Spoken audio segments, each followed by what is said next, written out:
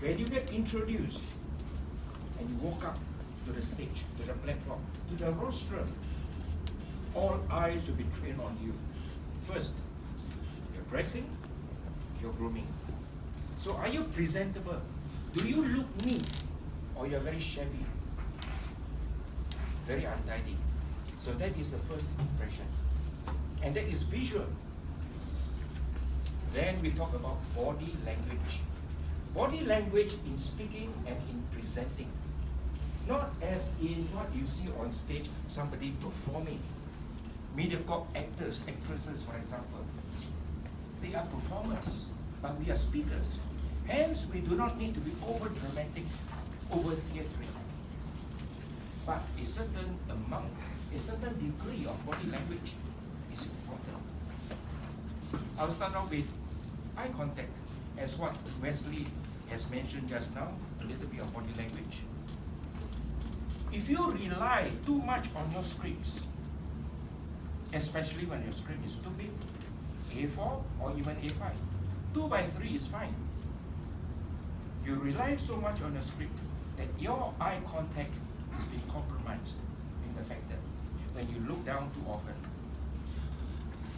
Because you need to maintain the visual contact with your audience. Generous eye contact. Everyone in the room is important. Whether they are sitting in the front, in the center, left, right, and at the back. Everyone is important. So remember that eye contact. And next is, of course, facial expressions. When you are sharing something very, very solemn, serious, somber, you need to put on a serious face. But for 90% of the time, Wesley can tell you, I put on a serious face. And that is something I have over the time to work on. I look unfriendly, I look unapproachable. But if you get to know me well, it's very different. I'm not. And hence, if you are sharing something wonderful, exciting, happy, of course you need to put on a happy face. So your facial expressions tell a lot about your feelings and emotions, about your speech. Next, we talk about gestures. What are our hands for? Our arms, our fingers for? To stress a point, to direct the audience to a particular area. So use our gestures as much as possible. But don't be so focused on your gestures that you forget what you're going to say. Let your gestures come naturally, and over a period of time, you'll improve. And of course, your posture. We have been told many times, children sit up, meaning upright. And this is a habit that we need to develop when you're young. So when you sit upright, you tend to stand upright.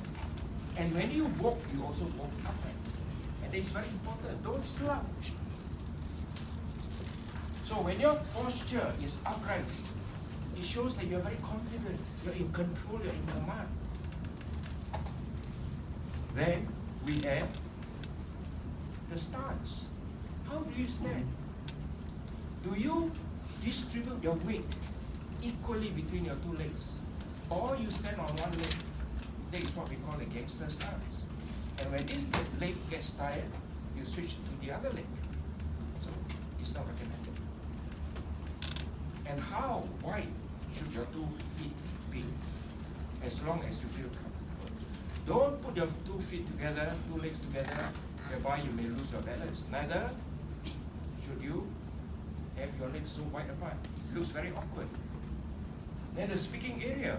If your speaking area is so wide and the audiences are sitting to the extreme, then don't just focus on the front.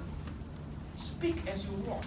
What I normally do is, when I speak, I maintain eye contact and I walk at the same time. And usually, I will take 2 or 3 steps. I continue speaking. I look at the audience. Especially when I'm switching a point. And you don't have to make it so predictable to the left, to the right, and the audience can tell that you're going to turn to the left again. You can turn to the left once more. So be natural. That's why we need practice. Put in the effort. And over a period of time, become very natural. So utilize and capitalize the speaking area to your advantage. What else? What is important is distracting and disturbing habits and mannerisms. When you look at a speaker for too long, you can tell, especially when somebody puts on glasses. They will adjust the bridge of their spectacles, or adjust their spectacles, or draw back the fringe of their hair. Whether it's a guy or whether it's a girl. Guys do that as well. I've seen that. Especially when you look down, you pull it back. Look down, you pull it back. Very, very distracting. And of course, gestures, where do you put your hands? Try not to put your hands behind. It shows that you're very authoritative. Neither do you put your two hands in front. You're not having a game of soccer whereby it's going to be a goal kick. You're waiting for the football to go into the goal, and there is a purpose of having the two hands in front of you know where, for footballers. And for guys, when you wear shorts or trousers, you shouldn't put your hands in the pocket. What is the purpose? And I've seen some guys, even adults, they keep on touching their